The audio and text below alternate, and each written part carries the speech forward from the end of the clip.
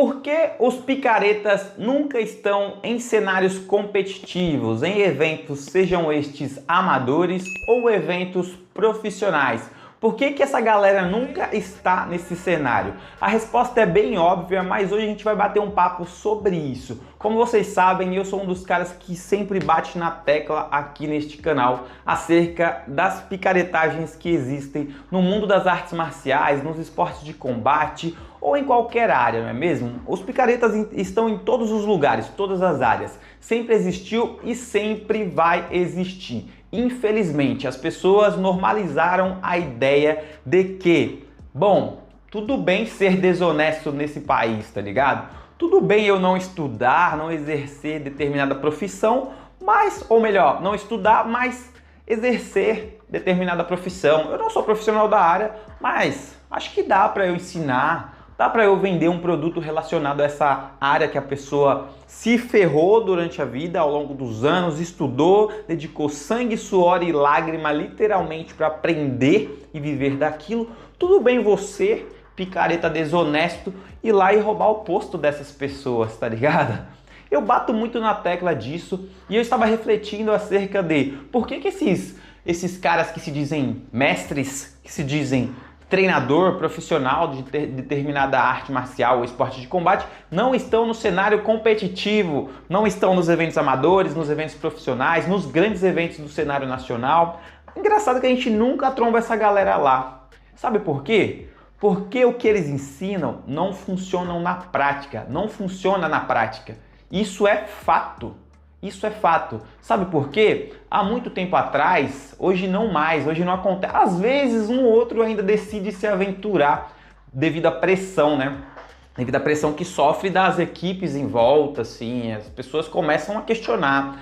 Mas antigamente, algumas escolas, algumas modalidades, atletas treinados por estes picaretas frequentavam determinados eventos aí, determinados campeonatos. E o final era trágico, galera. O final era trágico, porque ali eles viam que, putz, mano, não dá pra bater de frente com um atleta real, com um atleta que se dedica, não dá pra bater de frente com uma escola que ensina a modalidade da maneira correta, como ela é. E agora?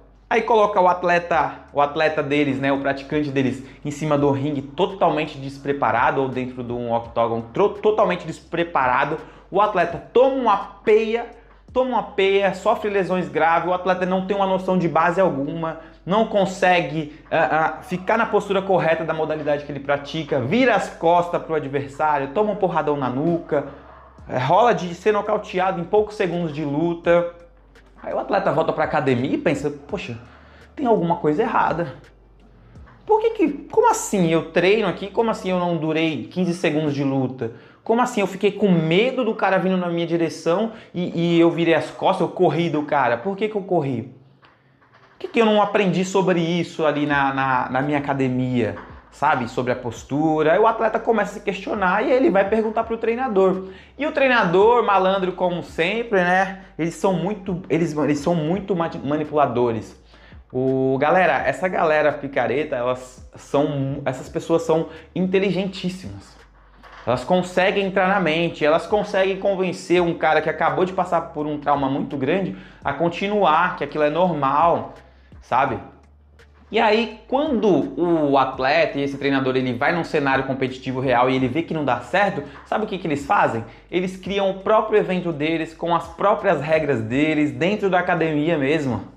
Pô, vamos fazer aqui do nosso jeito, com as nossas regras.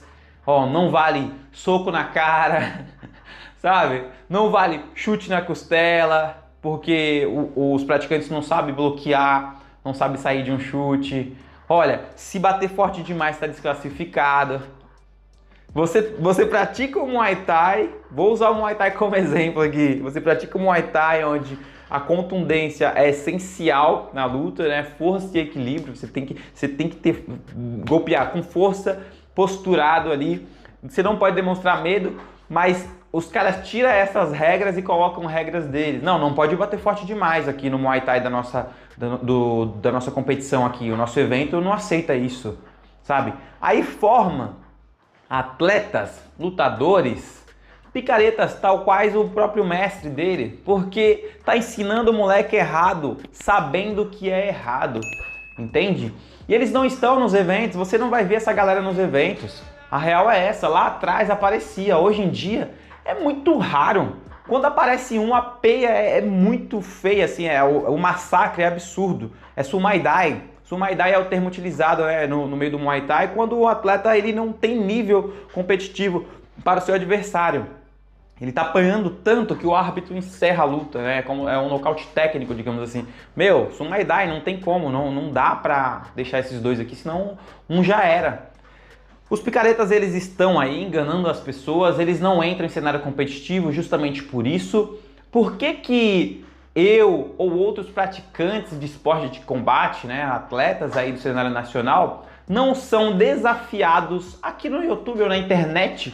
Ou quero lutar com você por esses caras ou por caras que se dizem mestres, né, que se dizem atletas, zica da modalidade. Por que não somos? Por que sempre algum outro atleta de determinada modalidade questiona os métodos de falsos mestres, né? De grandes mestres aí do cenário? Se você é um grande mestre, se você faz um trabalho real na parada, se a sua modalidade ela funciona e funciona em cenário real, mano, ninguém vai te desafiar a troco de nada, ninguém vai ficar te desafiando a troco de nada.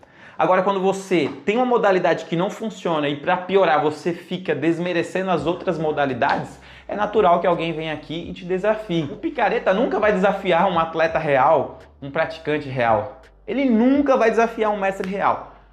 É fato. Ele vai usar todas as desculpas possíveis para não ter que entrar em conflito com um outro mestre, um outro atleta, porque ele sabe que aquele atleta é zica, ele vive a modalidade, aí o treino é diferente, tá ligado? Eu me estendo à toa, cara, aqui, eu me estendo à toa, porque a resposta é simples. Os picaretas não estão no cenário competitivo porque o que eles ensinam não funciona, o que eles estão ali pregando, contaminando uma galera, uma quantidade absurda de pessoas desinformadas, não funciona. Se levar essas pessoas para um cenário competitivo, essas pessoas vão se expor a um risco absurdo, vai sair traumatizada. E infelizmente essas mesmas pessoas, ao questionar os mestres, às vezes acaba sendo manipulada e continua ali naquele ciclo, né, treinando com aquela pessoa que não está conseguindo ensinar de forma correta, ou não é que nem está conseguindo, ela não quer ensinar.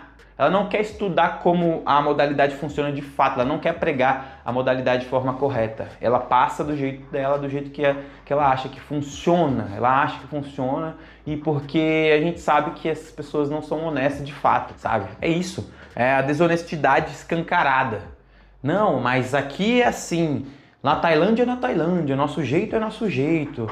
Eu gosto da ideia da gente não comparar o Muay Thai nacional com o que é passado na Tailândia, mas os caras criaram a parada. Então, assim, trabalho de base, regras, coisas do tipo, a gente tem que seguir o padrão dos caras, isso é fato.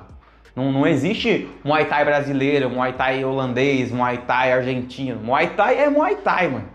Entendeu? E a gente segue a base dos caras que foram zica, que são zica até hoje na parada, que são os tailandeses. Mas aí chega aqui, tem o Muay Thai nordestino, né? Do mestre do mestre Canjiquinha, aí tem o outro Muay Thai ali oriental, Muay Thai, sabe, japonês. Eu fico vendo isso, cara, e não tem como eu não falar, galera. É absurdo eu chegar aqui e ignorar isso. Os caras falam pra mim nos comentários, não, deixa eles. Faz o seu, mano. O seu trampo é da hora. Foca no seu trampo. Eu foco no meu trampo, galera, mas eu não posso deixar esses caras no cenário, mano. Eu tenho que expor esses caras, eu tenho que falar, tá ligado? Porque pelo menos 2 ou 3 que ir pesquisar e ver, vai pensar, porra, real, mano, o que o Sony tava falando faz sentido. Esses caras aqui, eles não vivem a parada de fato e eles estão colocando pessoas pra subir no ringue totalmente despreparado. Então, assim, esses 3 já não vai ser pessoas que vão cair na lábia dos picaretas. E é por isso que eu vou bater de frente sempre, eu sempre vou estar aqui batendo na tecla e a gente vai, mano, da nossa maneira e ganhando espaço e tirando um pouquinho que seja de espaço desses picaretas que, como eu disse, sempre vai existir, vai continuar existindo aí em todas as áreas, sejam elas nos esportes de combate, sejam elas em outras áreas profissionais aí no cenário, né? Eu tava pensando esses dias aqui, pô, por que essa galera, esses professores, esses mestres aí, sempre utilizam esse tipo de recurso de não, a galera que pratica aqui essa modalidade não vai competir porque o meu foco não é esse, o meu foco é lifestyle e tudo mais. Eu gosto da ideia das pessoas treinarem só por hobby. Isso é fato, acontece em todas as modalidades. No Muay Thai, mais de 90%, mano. Uns 97% das pessoas que praticam não tem interesse competitivo. Pô, é real, em outras modalidades é a mesma coisa, a pessoa quer um lifestyle e tal. Só que as pessoas que praticam, eu não tô falando do mestre. Agora um mestre que fala que não, a minha modalidade, a modalidade que eu aprendi não é para combate, não é para lutar, eu não vou lutar com ninguém, já é de se questionar. Ah, ele não é obrigado a lutar. Tudo bem, não é obrigado a lutar. Tá valendo também. Ninguém é obrigado a lutar. Eu também não sou obrigado a lutar mais. Acabei de me aposentar. Se aparecer uma proposta que eu sei que vale a pena, ou se alguém questionar meus métodos, funciona ou não funciona, apesar de já ter tanta coisa aí para provar, tem tanta coisa minha aí, ainda assim eu vou aceitar o desafio. Eu vou lutar. Entende? Claro, se tiver uma proposta boa. Eu não vou lutar por lutar, até porque não faz sentido. Principalmente se for com uma pessoa aleatória que, porra, não tem história alguma no cenário. É uma pessoa que, enfim. Pô, eu fico vendo e eu penso, cara, eles não precisam lutar de fato. Mas eles podem sim fazer pelo menos um sparring, tá ligado? Principalmente aqueles que... Eu não digo os que estão aí quietos.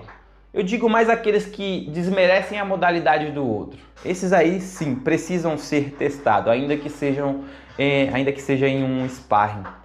Eu acho muito errado ter pessoas desse tipo por aí, formando o ciclo infinito de novos picaretas, né? Porque a galera tem aluno, então eles vão ensinando essa galera, esses alunos errado, ensinando esses alunos a serem desonestos, tal quais eles são. Então, é complicado, pessoal, complicado. Mas é isso, galera, esse é só um vídeo curto. Eu quis trazer aqui esse debate, né, pra gente conversar um pouco sobre a importância, né, do cenário competitivo, principalmente modalidades de combate, esporte de combate. Pô, você pratica esporte de combate, você é professor de esporte de combate, mestre, se diz mestre aí, mas quando você vai para um evento, pô, é um desastre total? Tem coisa errada. Você, atleta, praticante de Muay Thai ou esporte de combate no geral, que vai com seu mestre em um cenário competitivo ali no evento, cara, é preciso você entender que não é normal perder tantas lutas, principalmente de forma absurda, sendo espancado, tá? Isso não é normal. Derrotas consecutivas não é normal. Tem um período que o atleta ele realmente tá numa maré ruim, beleza, faz parte. Muitos atletas já perderam 3 lutas seguidas, 4 lutas. Começou a perder 5, 7 lutas. Você tem mais derrotas do que vitória. Tem alguma coisa muito errada. Você tem que trocar uma ideia com o seu treinador, o seu mestre, para entender o que está acontecendo. Porque às vezes não é só culpa sua, tá? Às vezes tem ali, o treino não está sendo o treino correto, sabe? Às vezes a escola que você escolheu não é uma escola que está focada nisso, mas a sua vontade de lutar é tanta que o mestre às vezes não está tão interessado, mas te coloca para lutar. Tem que tomar cuidado, cara. Não é normal um atleta perder tantas lutas e principalmente ser bagaçado. Se ele está começando, o cara do outro lado, ele também está começando. Então as lutas geralmente são muito parelhas, sabe? A diferença é pouca ali, termina em pontuação, claro, dependendo do peso ali, dependendo de quanto tempo também você treina, apesar de que vai fazer a sua estreia, tem um fator nervosismo, tem um fator ali adrenalina, isso tudo atrapalha, mas é os dois sentindo a mesma coisa. Só que assim, não é normal você ser bagaçado, principalmente na primeira luta, tá? Geralmente acaba em equilíbrio ali, luta bem disputada, os pesos são o mesmo peso, obviamente. O promotor procura colocar os atletas com altura parecida, porte parecido, equipado. Então assim, aí se você apanhar muito, você subiu totalmente despreparado. E isso em sua maioria vai ser erro do seu treinador que te colocou despreparado, do seu mestre. E acontece muito com os falsos mestres, né, com os picaretas. Acontece demais. Por isso eles não se aventuram tanto, galera. Quando vocês tiverem essa dúvida, quando vocês...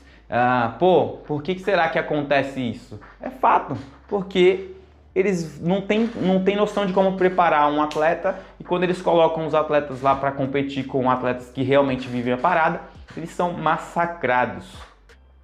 Tá entendendo?